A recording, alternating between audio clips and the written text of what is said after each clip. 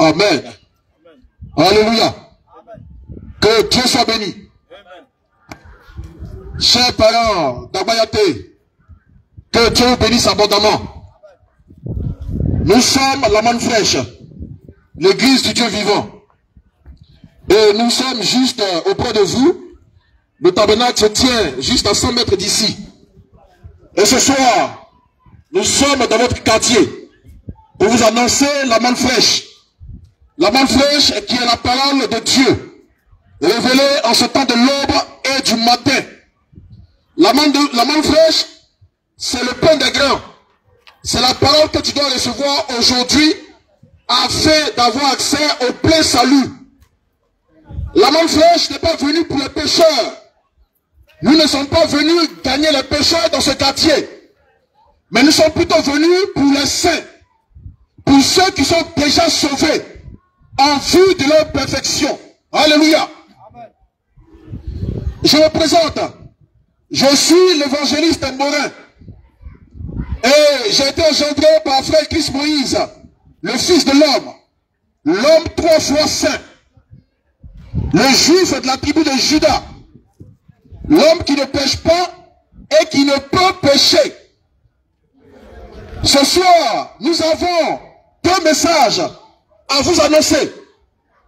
2 messages d'une importance capitale pour vous, pour votre âme, pour votre plein salut et pour votre perfection en Christ.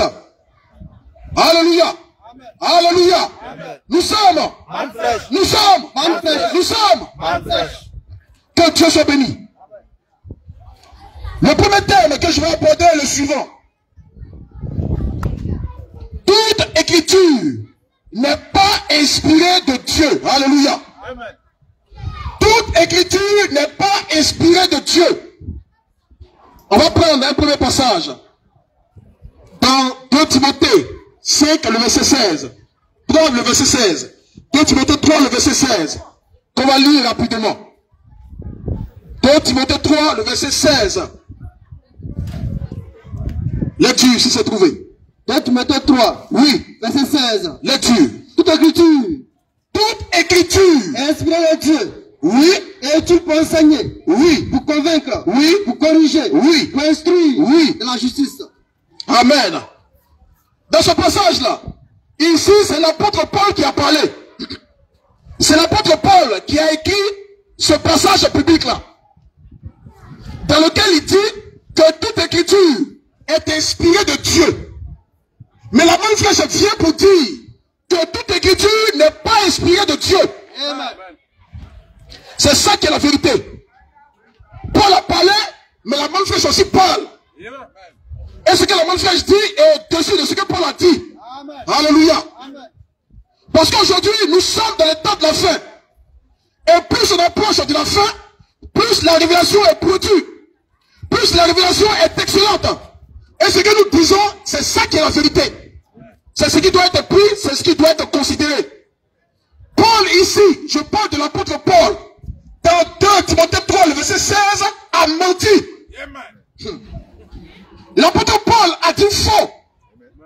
L'apôtre Paul a menti, c'est vrai, que c'est le grand apôtre envoyé selon lui pour les païens qui a posé comme un sage architecte les fondements de l'église.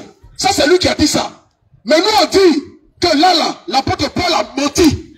Il n'a pas dit vrai. Parce qu'en réalité, toute écriture n'est pas inspirée de Dieu. On va démontrer ça tout à l'heure.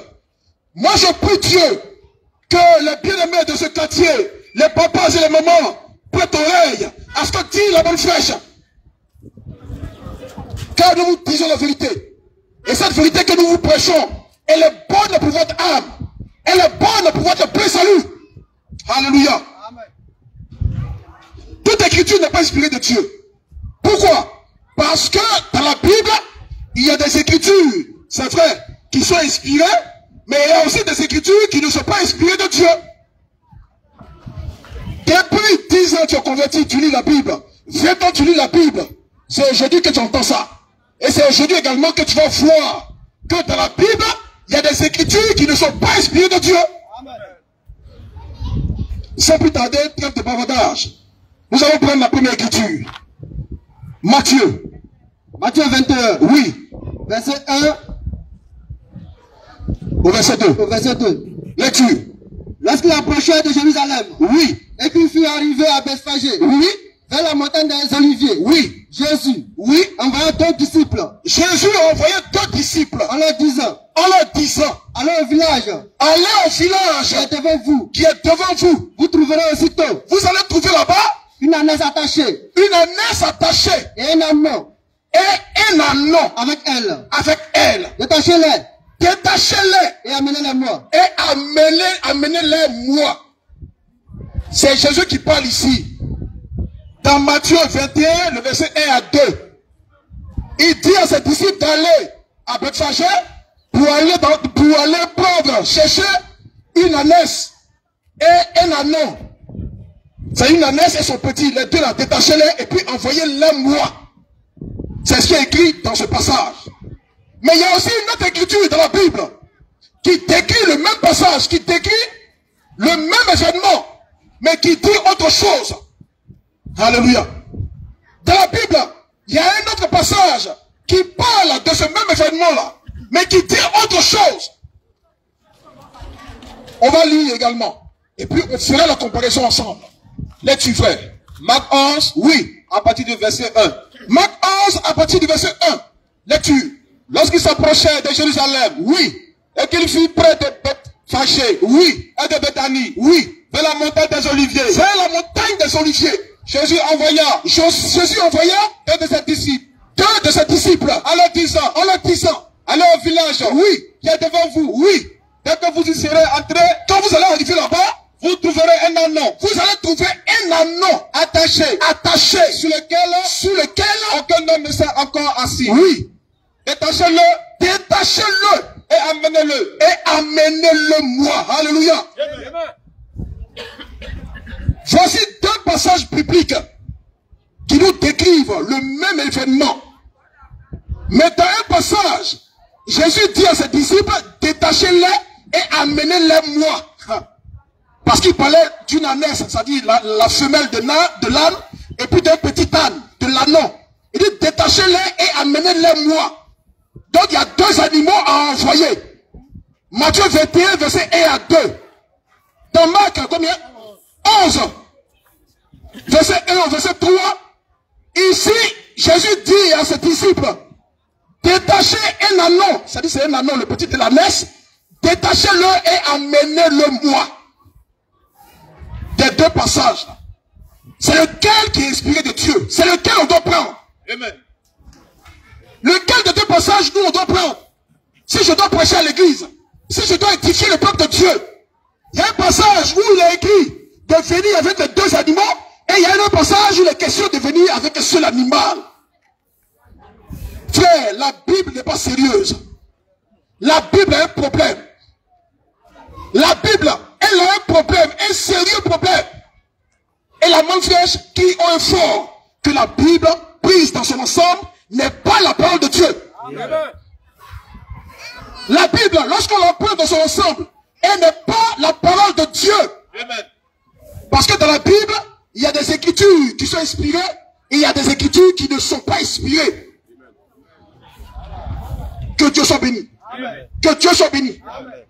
Mais là, on est devant un cas assez difficile. Lequel de ces 2 passages est inspiré de Dieu? Lequel de ces 2 passages rejoint la prophétie qui a été donnée depuis Zacharie? Parce que Zacharie a prophétisé sur l'événement qui s'est manifesté avec Jésus. Frère, je vous le dis en vérité, papa et maman, Takbayate, la Bible que vous lisez, que vous chérissez, la Bible que vous prenez pour votre absolu, pour votre boussole, la Bible, elle est truffée d'erreurs. Il y a un problème dans la Bible. Il y a des défauts dans la Bible. Il y a des écritures qui ne sont pas inspirées de Dieu dedans. Des 2 passages là, lequel est inspiré de Dieu? Nous allons lire Zacharie 9, verset 9. Et puis on va trancher. On va couper la peau en 2. Alléluia. Zacharie 9, verset 9. Lecture. Zacharie 9, verset 9. Oui. Sois transporté dans les Grèces. Sois transporté dans les Grèces. Fille de Sion. Fille de Sion. Pousse des cris de joie. Pousse des cris de joie. Fille de Jérusalem. Fille de Jérusalem. Voici. Voici. Ton roi vient à Ton toi. roi vient à toi. Il est juste. Il est juste. Et victorieux. Il est victorieux. Il est humble. Il est humble. Et monté. Oui. Sur un âne. Il est monté sur un âne. Le petit d'une ânesse. Le petit d'une ânesse. Alléluia. Dans ce passage, à partir de ce passage, on voit clairement entre Matthieu 21, verset 1 au verset 2, et Marc 11, verset 1 au verset 2, lequel est inspiré de Dieu. Ici, là, c'est Marc 11, verset 1 à 2 qui est inspiré de Dieu. Matthieu 21, 1 à 2, là, n'est pas inspiré de Dieu. Il y a quelqu'un qui a pris ce passage, qui a écrit ça, et puis qui a mis ça dans la bouche de Jésus. Qui a fait dire ça à Jésus. Pendant que Jésus lui-même n'a pas dit ça. Alléluia. Dans la Bible, il y a des écritures comme ça. Il y a des hommes qui ont glissé de l'ivraie dans l'écriture. Qui ont glissé leur propre pensée dans l'écriture. Et tout ça, ça constitue ce que vous appelez aujourd'hui la Bible. Que vous appelez pompeusement la Sainte Bible. Frère, la Bible n'est pas sainte. Alléluia. Elle ne peut jamais être sainte. La Bible n'est qu'un livre. Un livre qui va brûler. Lorsque le Seigneur viendra détruire cette terre, la Bible va brûler. Toutes les versions de Bible vont brûler. Mais seule la parole de Dieu va subsister. Alléluia. Seule la parole de Dieu restera debout. Car la parole de Dieu, elle est éternelle. Mais la Bible, elle est temporaire. La Bible va disparaître un jour. Que Dieu soit béni. Que Dieu vous bénisse abondamment. Frère, la Bible que vous voyez là, c'est un gros poison. Prise dans son ensemble, la Bible ne peut pas te faire du bien. Parce qu'elle n'est pas la parole de Dieu. Il y a aujourd'hui des hommes de Dieu qui disent du haut de la chair que eux là, ce qu'ils prêchent, ils enlèvent ça dans la Bible. C'est-à-dire si la Bible n'a pas parlé, eux ils ne parlent pas. Mais c'est la preuve que Dieu ne les a pas envoyés. Parce que celui que Dieu envoie, il ne l'envoie pas avec une Bible. Alléluia. Dieu n'envoie pas son serviteur en lui donnant une Bible. Mais plutôt en lui donnant sa parole.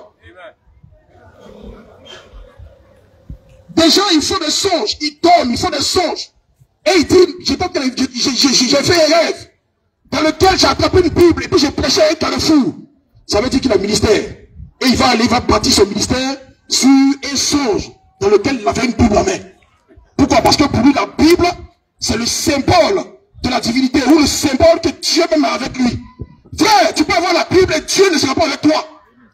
Tu peux avoir la Bible, la lire, la méditer, nuit et jour, et puis tu ne vas pas recevoir le Saint-Esprit. Alléluia. Tu peux avoir la Bible, la maîtriser par cœur. Tu vas mourir et puis tu vas aller en enfer. C'est ça qui est la vérité. Alléluia. C'est un message qui vient pour vous choquer, mais par la même occasion, qui vient vous interpeller. Cherchez à comprendre ce que nous disons par la main fraîche. Ne balayez pas ça du revers de la main. Prêtez attention à ce que nous disons, parce que c'est une profondeur divine. Lorsque nous disons que la Bible n'est pas la parole de Dieu, on ne vient pas pour dénigrer la Bible, ni dénigrer Jésus. Parce que la Bible, c'est pas Jésus. La Bible, c'est pas Dieu. Il y a la Bible à part et il y a Dieu à part. Alléluia. La Bible n'a rien à voir avec le Seigneur. Et la Bible n'a rien à voir avec la parole de Dieu. Car au commencement était la parole et non la Bible. Alléluia. Alléluia. Que Dieu vous bénisse abondamment. Que Dieu vous bénisse abondamment. Nous sommes. Nous sommes. Nous sommes. Toute écriture n'est pas inspirée de Dieu. Marc 11, le verset 1 au verset 3. C'est cette écriture-là qui est inspirée. Parce que ce qui est écrit dedans, Zacharie 9, le verset 9, a prophétisé dessus. Dans les termes exacts. Mais Matthieu 21, verset 1 au verset 2, n'est pas un verset inspiré de Dieu. Ça est dans la Bible, c'est vrai. mais ce n'est pas inspiré de Dieu. De même qu'il y a plusieurs écritures comme ça dans la Bible. Plusieurs écritures dans la Bible qui ne sont pas inspirées de Dieu. Il y a des mensonges dans la Bible. Je dis, dans la Bible, il y a un mensonge dedans.